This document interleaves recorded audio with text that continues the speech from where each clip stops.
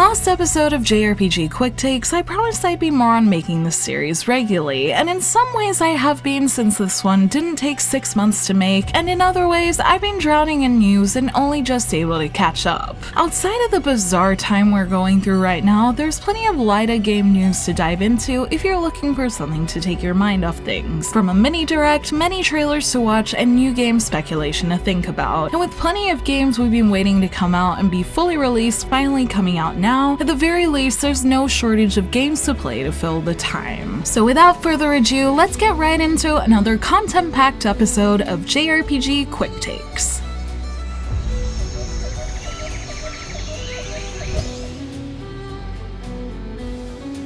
On April Fool's Day, it was announced by Game Informer that Trails of Cold Steel 4 was coming to the West. This was naturally met with speculation by some as it was April Fool's Day, however NIS America eventually confirmed the announcement with a trailer and an announcement of their own, so it's great to see we'll finally get to play the 4th chapter of this big epic story. Trails of Cold Steel 4 is due for release on PS4 in the fall of this year, but will also come to Switch and PC in 2021, so it's great that people starting from there on those systems this year can continue through the series too. Trails of Cold Steel 4 was released 2 years ago in Japan, so it's great to see we're finally getting it, and I'm sure the localization team has been hard at work translating those many lines that I'm sure are in the final game. For now, I'm glad to hear it's coming. Thank you to Tamikos for messaging me about it, and I'm sure many other Trails fans are excited to hear the news too.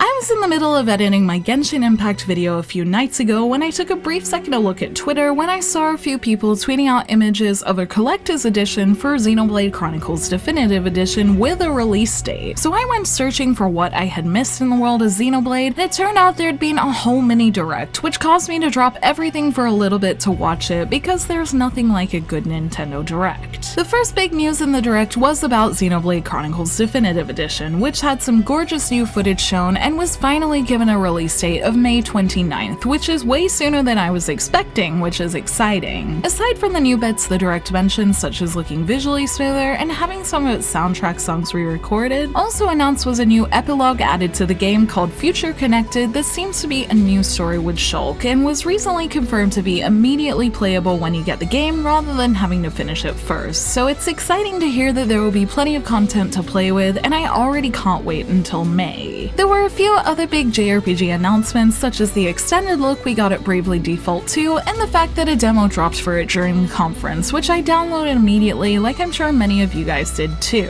Pokemon Sword and Shield's expansion was also detailed, and is completely what I'm in the mood to play after Pokemon Mystery Dungeon Rescue Team DX, so I should probably look into picking up Sword sometime so I can take the adorable Cubfu through the water tower, and its portion of Direct really reminded me how much I enjoy the choice that comes with Pokemon games. There were also some brief reminders in the what's coming to Nintendo Switch portion of the direct that Trials of Mana and Trails of Cold Steel 3 will be coming to Switch soon, and that both also have demos we can play right now, so with plenty to be excited for and 3 demos available, there's plenty of things to play while waiting for these releases. I thought that was everything from the mini direct, but as I was looking up Seven Nights as it's a smartphone game that's coming to Switch, I found that it was actually shown in the Japanese version in the mini direct, and while there's no news that it will be coming to the West, it's yet another title I'm interested in. The Japanese mini direct did have a few other JRPG announcements for stuff coming to Switch in Japan, including an announcement for a Switch release of Shiren the Wanderer, the Tower of Fortune, and the Dice of Fate for Japan, that was apparently once on Vita in the West, so there may be more to come in terms of Western releases, and I look forward to hearing more soon. For now, it's a good time to play the demos of what we do have here, and as usual, this direct did a great job of showing off the diverse library of games available on Switch.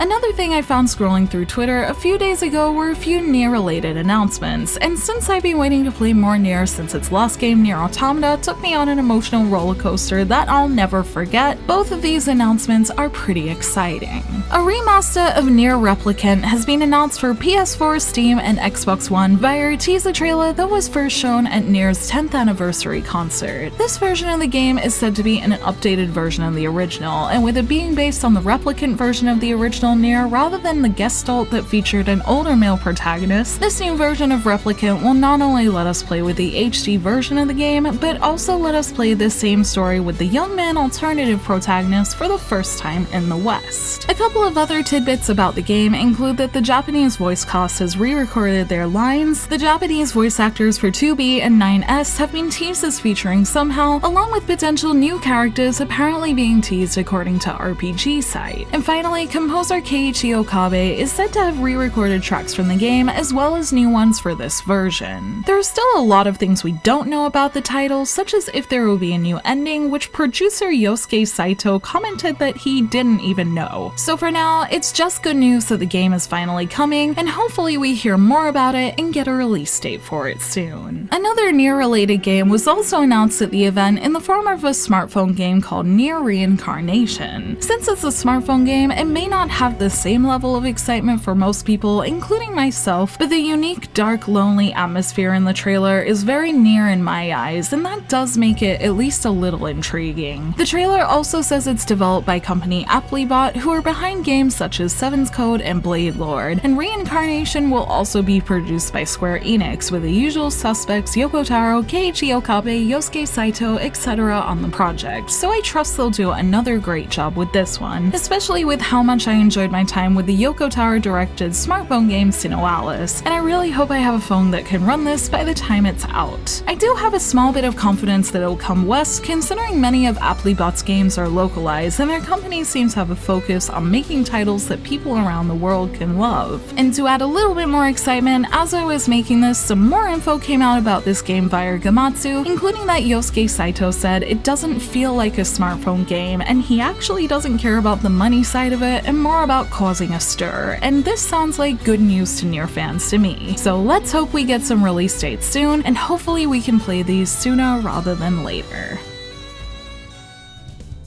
Persona 5 Royal has just come out, and I've already started playing and I'm having a lot of fun with it. However, both a month ago and recently, Persona 5 Royal has had a little controversy due to promising to change one of its more questionable scenes, including two men and Ryuji. And now the Royal is out, we can actually see how they were changed and how this situation has panned out as a whole. I was hoping to talk about this myself, as at least one of you requested it, thank you for requesting it, Maro, but I was also hoping to get to the scenes in my Japanese playthrough to be able to compare the two scripts, but now I've learned more, I'm actually kinda glad I waited, as it turns out the Japanese script for the scene has also been changed, so with all four versions of the script together, we can really get a good view of the situation, so here are my thoughts. Before seeing the new scenes, and frankly after, if you want the too long don't read, my general opinion on the scenes was that they're not great in general in any language, and there are a million other jokes that could have picked on Ryuji in a funny way rather than putting him in a very seemingly uncomfortable situation. To help give an informed opinion about this though, a few days ago before Royal was out, I found some blog posts that not only put the original Persona 5 scripts in English and Japanese side by side, but also detailed some of the connotations of the language used in Japanese versus English. And after reading that, it felt like the main problem was that the localization took liberties on the words you could maybe choose for yourself that they were suggesting something or not in Japanese, and instead put words in English that made the scene feel more black and white uncomfortable, making the scene lean heavily towards being inappropriate. Even though the Japanese version isn't majorly better, it's a bit more open to interpretation. While a one-to-one translation isn't always possible if you want a script to sound natural or make sense in English, my feeling was that they'd try to get it closer to the original when making the new version, and they both did and very, very much didn't. And frankly, now I prefer the original scene, even though I still don't like it. Something I didn't know about these scenes until Censored Gaming's recent video on the whole thing, which I'll link below as it's very good, is that the scenes were also rewritten in Japanese, and the new English version, to its credit, goes off that new piece of writing, so we are mostly getting an accurate portrayal of the Japanese Persona 5 Royal content, at least until the scenes veer off at a point, with the Japanese version keeping a lot of its original lines and only removing the ones that maybe took things too far, which I actually prefer, whereas the English version dives right down the rabbit hole of the characters renaming themselves himself Angel and Juliana in the new version, and makes it more about them taking Ryuji to give him a makeover this time round, still against his will, and still having this scene, while less so, feeling uncomfortable. Ryuji is still in the end taken away against his will for something he doesn't want to do by two guys older than him that still isn't great, and since these changes don't fix things in my opinion, it makes it hard to say they were worth doing or announcing. I think I've decided I just think the whole situation could have been avoided with more editing in the initial phases, not making such a big deal about changing it because that made me assume that they'd do it in a way that would be right. But I do understand it was a tough call for Atlus to make, although they could have just left it. Maybe they felt removing the scene would upset one group of people, whereas keeping it in is still upsetting another, so they had to change something, but I think this all could have been avoided from the start, both from the writing team thinking about it more when the game was initially being written, and the localization team when it made its way here, but that is the joy of hindsight. I'll definitely still enjoy the game regardless of these scenes, as I don't think anyone had ill intent putting them in, but I think it's unfortunate that it does give some groups of people the wrong idea about the game. That's basically my thoughts on the topic. I'd love to hear your thoughts if you have any in the comments, especially if they're civil, and I just hope going forward people stop giving so much attention to this small portion of a game that I'm sure a vast majority of us can agree is not the best scene in it, and let the rest of the game and the way it tastefully tackles other sensitive topics speak for itself. On a much more positive note about Persona 5 Royal, I did want to mention to everyone not to forget to pick up the free Legacy Persona 5 DLC pack for Royal, which includes a bunch of music, costumes, and even personas from the original. There is also new DLC available as well. I was happy to see that the battle pack that has the challenge battles with Narukami from Persona 4 and Makoto from 3 are there as well, and there's also a costuming pack you can pick up that adds her outfits to all the sets in the game. These are both a little pricey for me to justify for now, but there's plenty for free to make for a colorful playthrough, so I look forward to playing around with that, and hopefully I see the costuming costumes eventually. A final thing I wanted to add to this segment is that as I was getting everything together for this video, Atlus released a survey to Persona 5 Royal players to ask about the experience, and that includes a question about how interested people are in Persona 5 Scramble. I hope people are voting 5 stars on this. I'm pretty sure the survey is either received by email or on PlayStation since I was able to get access to it on my PS4, so make sure you let them know yes, of course we want Persona 5 Scramble, and let's hope for an announcement regarding that soon.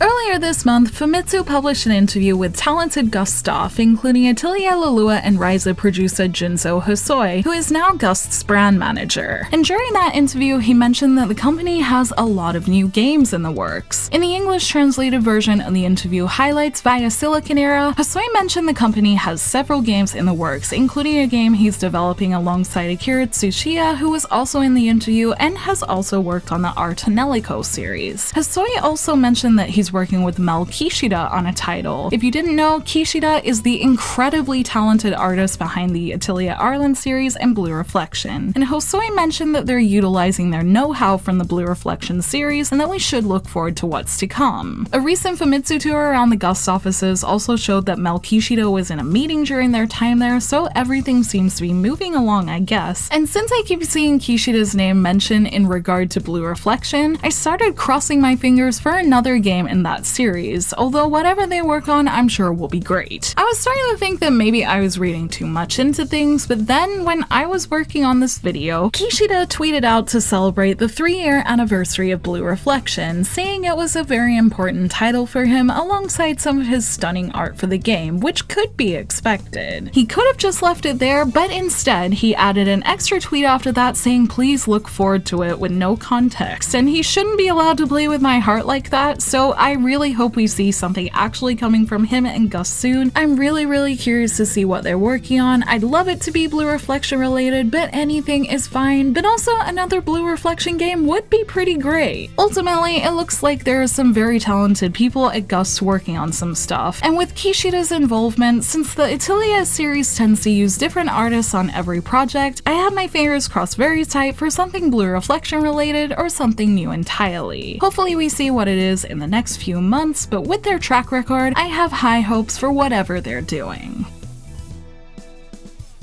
Aside from the mini direct, other games have gotten release dates and release windows recently, including Void Terrarium, Death End Request 2, Sakura Wars, VVVTunia, and a port of Megadimension Neptunia VII, with most of these having localization announcements too. Void Terrarium was announced to be coming west on PS4 and Switch in July of 2020, coming to Europe on the 10th, North America on the 14th, and Australia and New Zealand on the 17th. And this is a game I've been pretty interested in thanks to its art by the creator of the Firefly Diary and the premise of a pure-hearted robot helping a little girl in a fungi-contaminated world. Horror visual novel cross JRPG Death End Request 2 has been announced to be coming to the West on Steam and PS4 sometime in 2020, which I'm very excited for as I love the first one. And then Sakura Wars has been given a release date of April 28th this year in the West, which means we can look forward to playing it this month. That's not all though, as a few Japanese release dates have been announced for fans of the Neptunia series, with the virtual YouTuber-filled VVVTunia being given a Japanese release date of July 2nd, and a Switch port of Megadimension Neptunia VII was announced to be coming to Japan and is actually out now, and both these announcements are ones I hope we see in the West at some point. And just when I thought I was done, a final announcement is that the Mary Skelter series will be getting Mary Skelter Finale, which was announced in the final issue of Dengeki PlayStation magazine in Japan, and is another I love the look of. And since it's been announced that the first two parts of its story will be explained in the game somehow in adventure mode, I hope that this is the one I can try, although it doesn't have a release date quite yet. If you want to give these games a try, it's worth noting that Sakura Wars and Void Terrarium both have Japanese demos if you want to try them. But in any case, there's a lot of things to be excited about on the JRPG horizon, and hopefully we get more solid dates for every game I mention soon.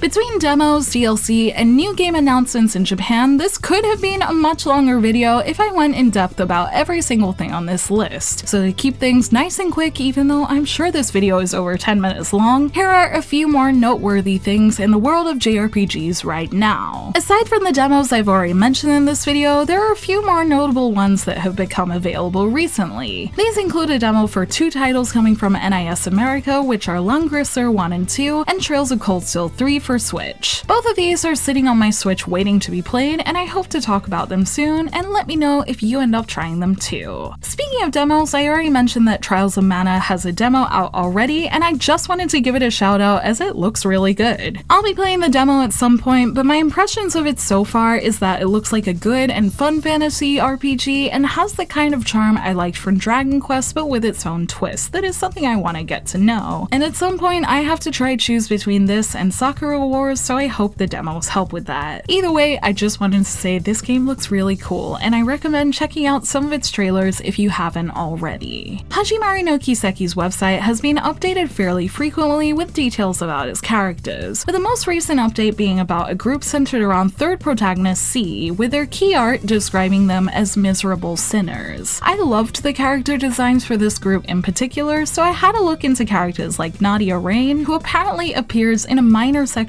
of the fourth Cold Steel game that I won't spoil, and Lapis Rosenberg, who apparently is a new character that is a doll made by the Rosenberg studio. I'll link below the Gamatsu article that has details about these characters in English, including more about its cross-protagonist system that will allow the player to switch between the three protagonists as they play. It sounds like a very cool game so far, and I'm hoping we see an actual trailer showing more of it soon. Something that's coming out very soon is the release of Final Fantasy VII Remake. However, at the beginning of the current health situation in the world, Square Enix had released a few statements expressing that they weren't sure how possible it was to get everyone's physical copy shipped for launch. They seem to have found a solution though, which is shipping copies to Australia and Europe as soon as possible, which may actually mean people could receive their copies early. That's apparently already happened according to EB Games on Twitter. They've put out a reminder not to give spoilers and to respect those who will be getting it on launch days in other countries like the US and Japan. While it does mean some will play it before others, I'm glad no one will miss out on such a big release, and even though I'll be getting it digitally so it's no problem, if you're doing it physically or otherwise, I hope you get your copy on release day too, and I look forward to hearing everyone's thoughts about it. Two Square Enix smartphone games are hitting the West this year, including the Final Fantasy Tactics-inspired War of the Visions, which is a spin-off of Final Fantasy Brave Exvius, and also the Yoko Kotaro-directed SINoALICE, which finally has pre-registration available and is supposed to launch on July 1st. These are both games I'd love to try, but I don't know if my iPhone 5 can handle them. However, I have had experience with SINoALICE in the past and really enjoyed my time with it, and I also enjoyed my time with Brave Exvius back when JRPG Jungle was just a blog, so I'm sure that will be of high standard as well. Let me know if you end up giving any of them a try, and if they're good, I'd like to try them in future too. NIS in Japan have released a trailer for an interesting new JRPG recently called Shoujo Jigoku no Doku Musume, which Gamatsu describes as an action RPG where there's hell for every girl. The title sounds interesting so far, with the word doku being the word for poison and themes of that being shown in the trailer, so I thought I'd show off the trailer and give it a shout out as I'm curious to see more about what this game is as more information becomes available. And as a final note, Koei Tecmo Europe is currently doing a survey to ask about what Atelier fans want to see for future games, which has me crossing my fingers they're planning something. Because the survey was centered around Atelier Ryza, I used it to tell them that everything was wonderful and I really liked the new synthesis style, but I'll leave a link to the survey in the sources section in the description so you guys can leave your feedback too. It does make me wonder what they're planning, as Atelier is basically a yearly franchise at this point, but I do hope we see some of this feedback implemented and we get something just as great, if not more so, than the wonderful Atelier Ryza. So I look forward to seeing what they're doing in the near future. Thank you for watching this really long video. Let me know in the comments below what story interested you in this video and what games you're excited for. You can like and share this video if you enjoyed it, subscribe to my channel for more JRPG content like this, and ring that bell to get notifications whenever I post so you don't miss a thing. And don't forget, you can always comment below with what you want to hear me talk about or let me know on social media. I love covering topics you guys want to hear about, so feel free to let me know what you want to see next time. You can check out more videos here, and you can find me on social media on Twitter, Facebook, and Instagram, all at JRPG Jungle. Links to those will be in the description, and until next time, thank you, bye!